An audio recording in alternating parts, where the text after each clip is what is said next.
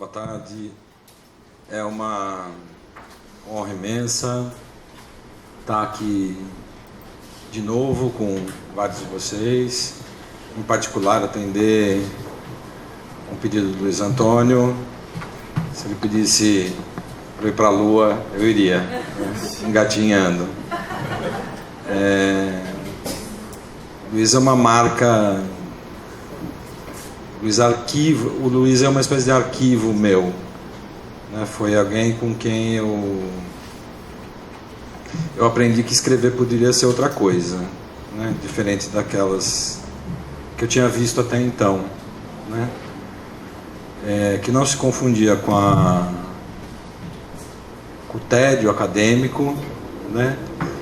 E nem, eu queria frisar isso, deixar isso claro, nem com essa transcendência, digamos assim, literária, né? Que é onde a gente acaba sempre oscilando, digamos assim, quando a gente se põe diante esse gesto limítrofe de mostrar que existiu, né? De cravar as patas no chão, né? Quando a vida te convoca a fazer isso, né? A modo de um bicho, né? Muitos escritores dizem isso, né? Que eles são animais escritores, né? Eles não conseguem evitar, né, esse tipo de resposta. A moda de um bicho em perigo, né? Que o segundo gesto dele, o primeiro vai ser tentar se defender mordendo o outro, né? O terceiro vai ser de cravar as patas no chão para mostrar que existiu, né? Deixar uma marca nesse mundo que se opõe, né, a ele. E então eu quero dizer é sempre uma grande emoção estar perto do Luiz Antônio, né? Ele é uma figura a quem eu devo grande parte daquilo que eu mal e porcamente sou, né?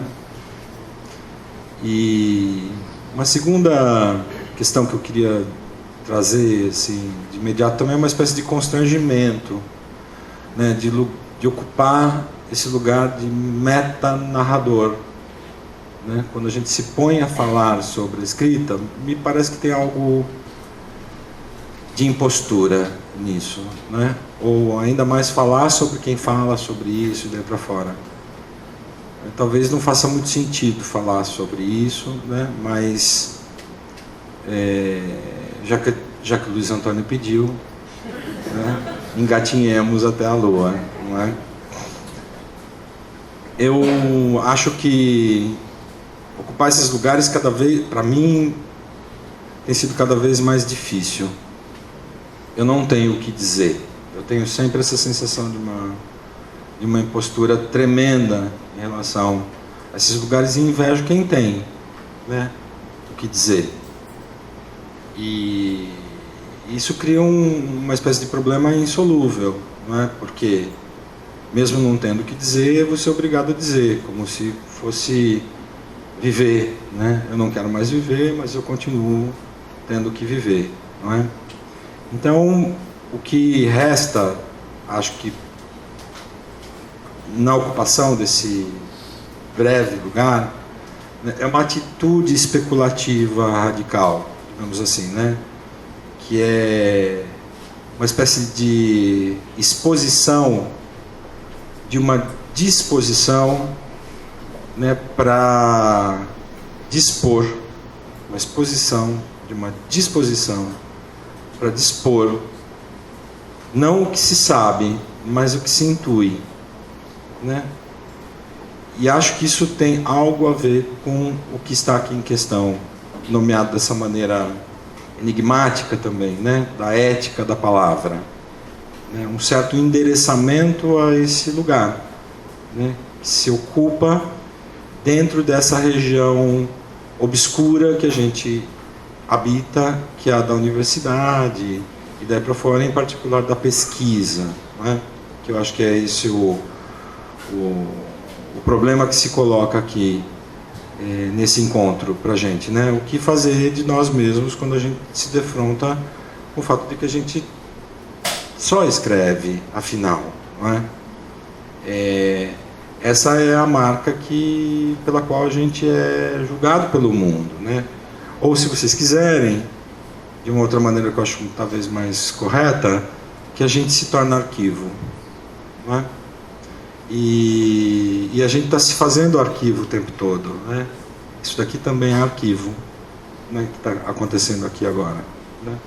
Eu estou muito fixado nessa ideia de arquivo. Arquivo é uma ideia fundamentalmente que ao qual Foucault vai se dedicar num determinado momento da vida dele, que depois é praticamente abandonada, né, mas que eu gostaria de recuperar um pouco essa ideia, entendendo, né, a escrita, a palavra, como um arquivo em nós, né, que exige uma espécie de endereçamento, né, o usufruto dessa palavra. E que eu não penso que a palavra literária nos ajuda essa hora, ela não nos conforta, né? Em alguma medida ela é uma interseção necessária, mas ela não resolve o nosso problema de como, na verdade, ela pode inclusive mascarar, né, esses modos de endereçamento à palavra no contexto acadêmico ou em qualquer outro contexto, né? Então nós temos um problema que não se resolve com o literário, né? Ele não se resolve. Eu quero dizer que também eu falo estou falando o tempo todo de um lugar muito específico, de um docente pesquisador universitário, há mais de 30 anos no ofício, que já orientou dezenas e dezenas de trabalho e que sempre teve que se defrontar com um problema, não é? Como é que a gente pode fazer teses que ultrapassem, né, trabalhos de pesquisa que ultrapassem o plano documentário, linear, chapado, né, que ultrapassem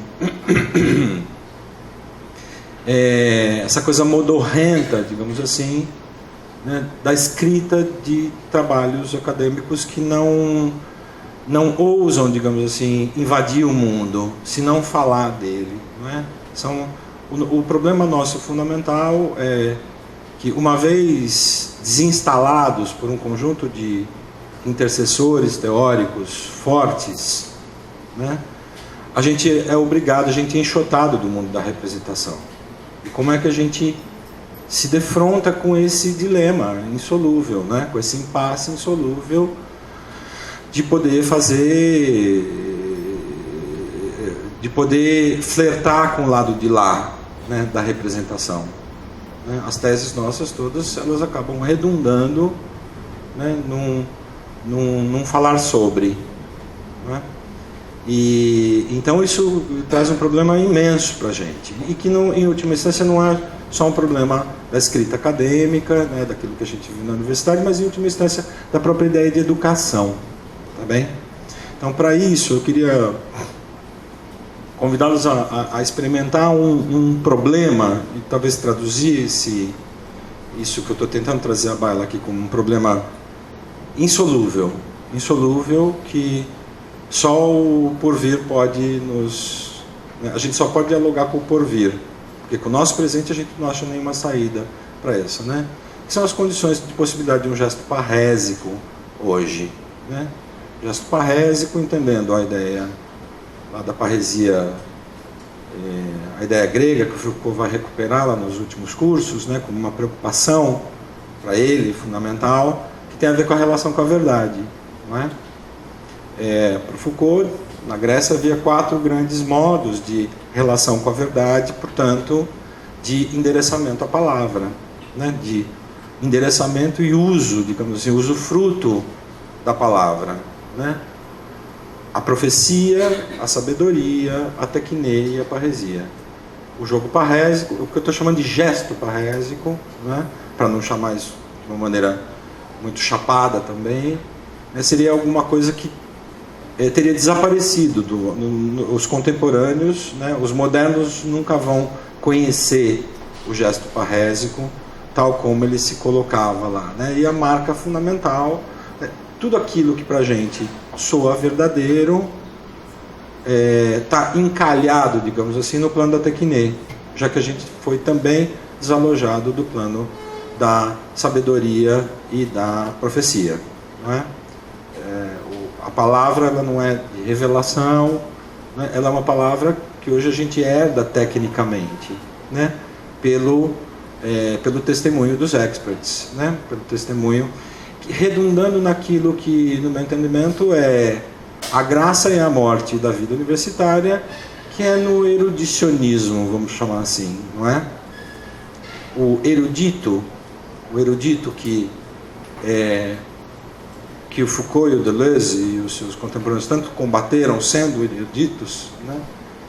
Era exatamente uma espécie de recusa a essa palavra técnica, não é? Assim, uma palavra que não guarda aquela potência afrontadora, né? Corajosa da parresia grega, tal como Foucault vai recuperar lá, experimentar essa ideia, né? Que até teria desaparecido do léxico, né? Não é existe o termo em português, na verdade, em termo em português, o correto é parrésia, né? Então, quais são essas condições de possibilidade de um endereçamento à verdade, hoje, que não tivesse marcado pela ideia da tutela, seja da revelação, da tutela técnica, né? Da tutela do especialista, né? Que vai ter sua expressão máxima na ideia do erudito também. O erudito, ele nos tutela, né?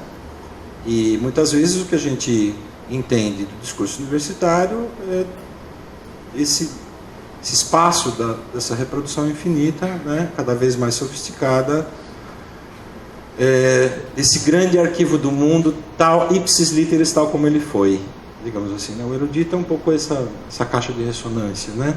Essa memória do mundo, supostamente como ele foi.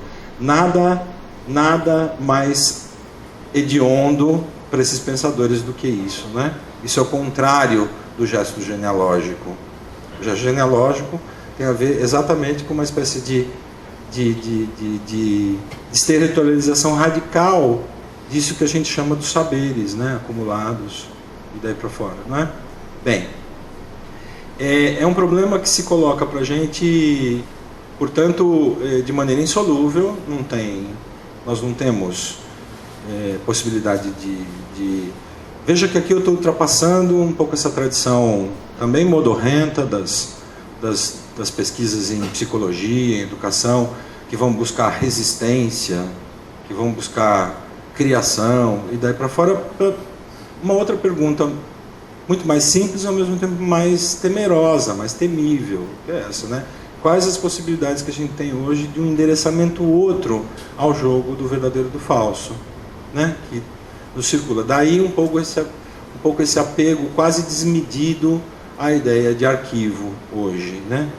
E a ideia de arquivo que vai ter sua expressão máxima, digamos assim, no meu entendimento, uma contemporânea de Foucault, que é Arlette Farge, né?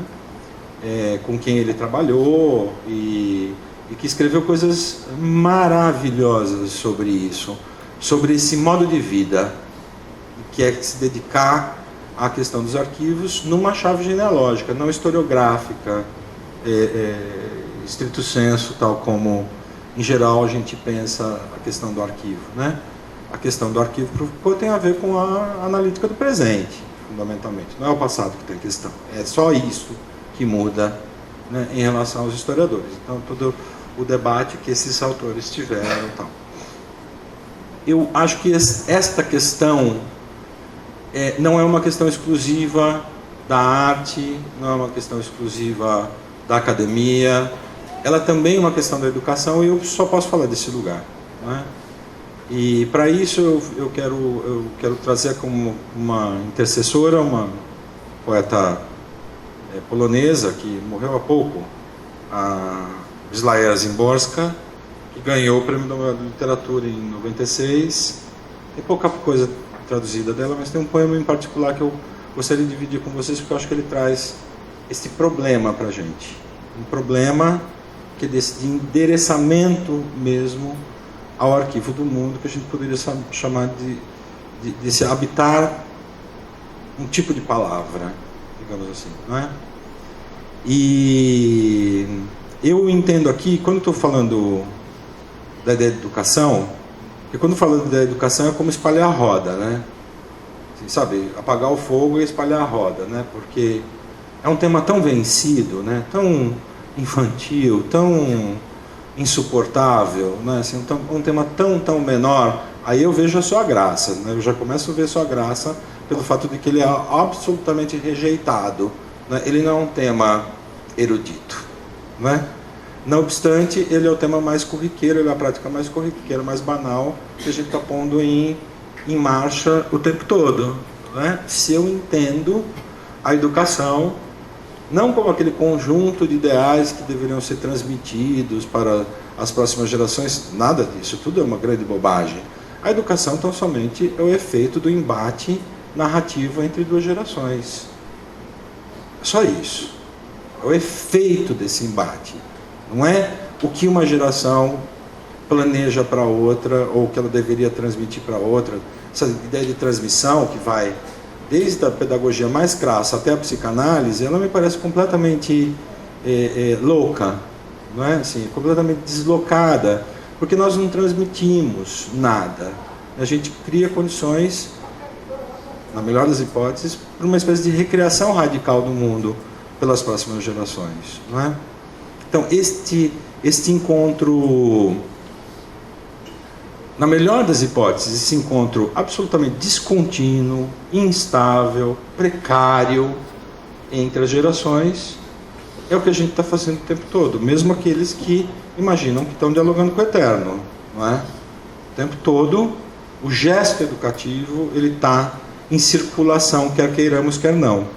E aqui eu não estou avaliando que ele deva ser construtivista ou não. Isso não é educação, isso é tolice. As tolices pedagógicas, né, de quem não tem nada para pensar o dia inteiro, não é?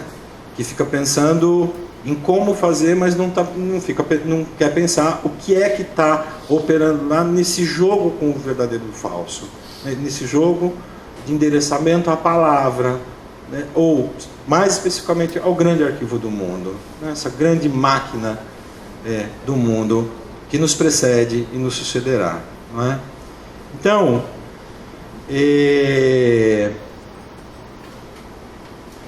eu fico pensando também, nessa hora, antes de trazer as Zimbor Kabbalah, eu não tenho a mínima noção de tempo, desculpa, você me avisa, porque beleza.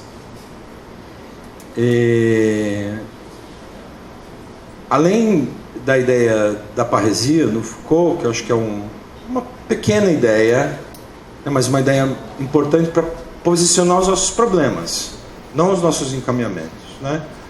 Acho que tem um outro intercessor paradoxalmente antagônico, um retórico. Não faz sentido essa comparação que eu vou fazer, mas que para mim faz um efeito tremendo, porque ele está às voltas também com esse mesmo problema, que é o Padre Antônio Vieira. O Vieira tem um problema muito parecido com este, né? Sobretudo na 60ª, uma obra super conhecida daí para fora, que é esse endereçamento à palavra lá, a palavra divina, não é? E é curioso porque ele chega a uma formulação, depois ele percorrer, ele faz um exercício retórico magistral, né? Porque ele vai te encurralando, ele levanta uma hipótese e prova que não, levanta outra e tal, ele vai te encurralando, né? Até que você é obrigado a concordar com ele, né? Mas ele chega a uma fórmula, logo no final, no very end do sermão, que é excepcional para a gente pensar esse jogo parrésico, não é? Que ele fala de dois pregadores. Havia um debate lá em Coimbra, então, sobre dois grandes pregadores de então, não é? E ele chega a essa seguinte fórmula, né? Que quando ouço um, fico muito contente do pregador.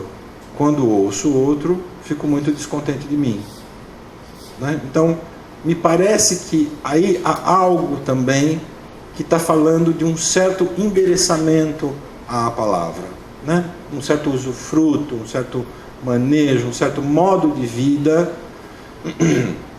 atravessado por um endereçamento à verdade que vai gerar um tipo de palavra X, Y ou Z, né?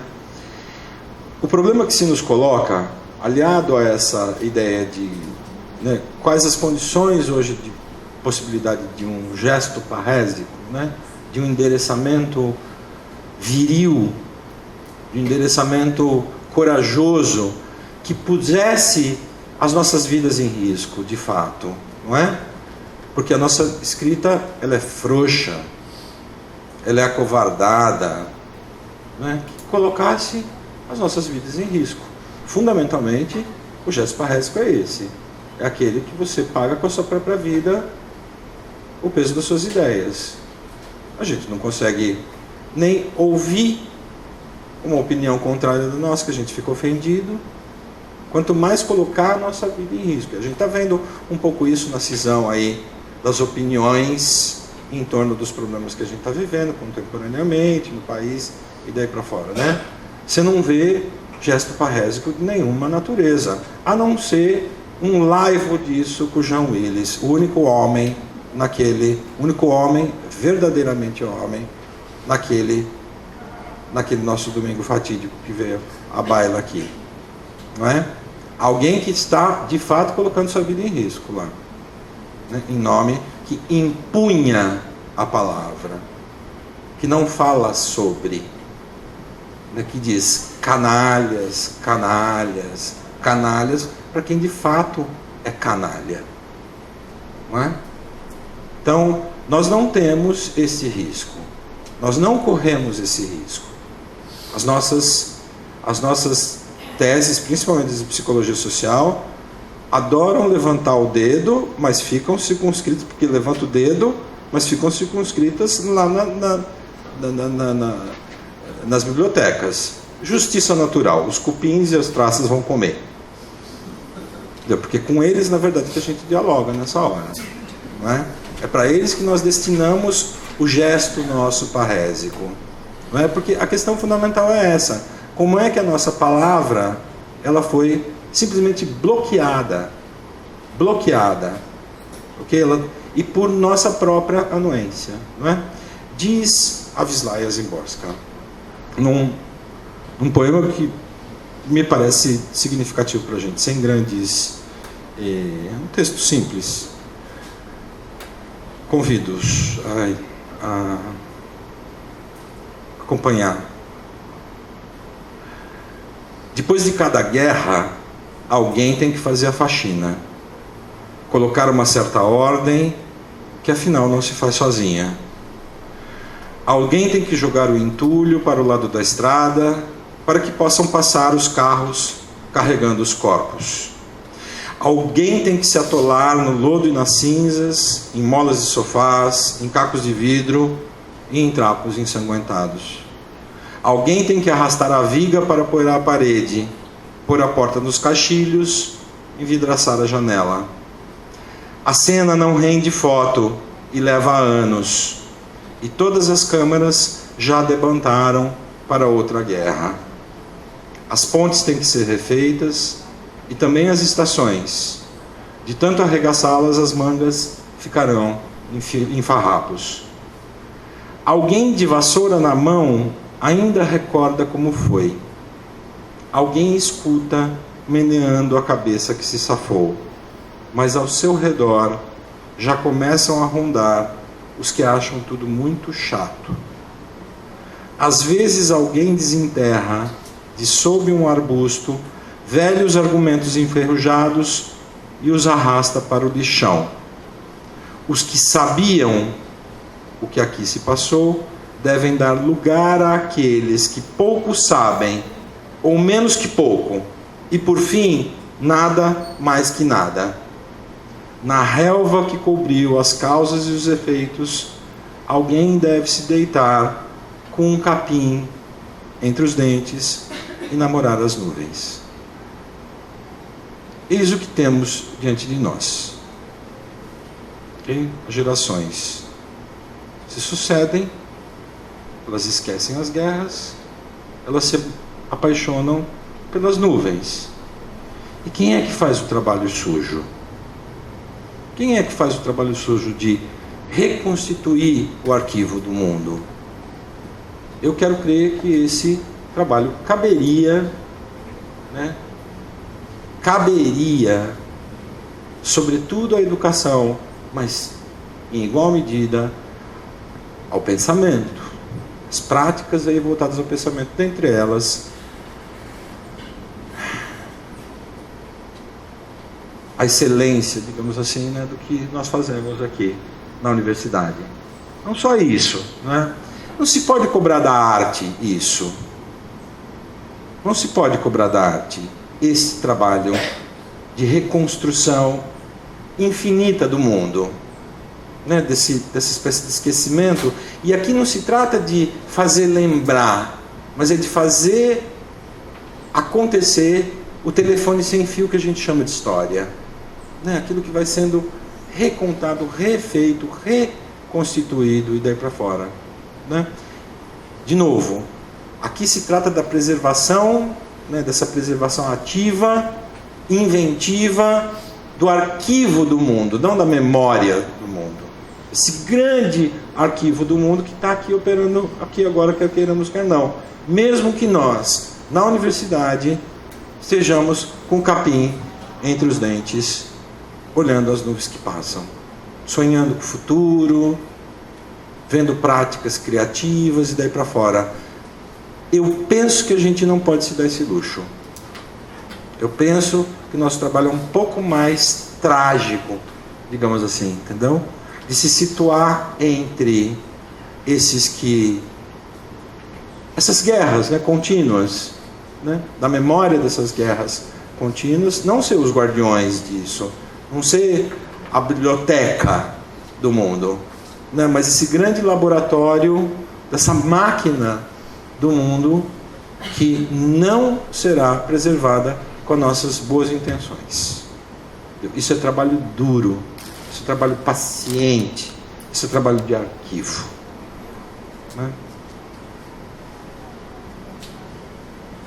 É isso.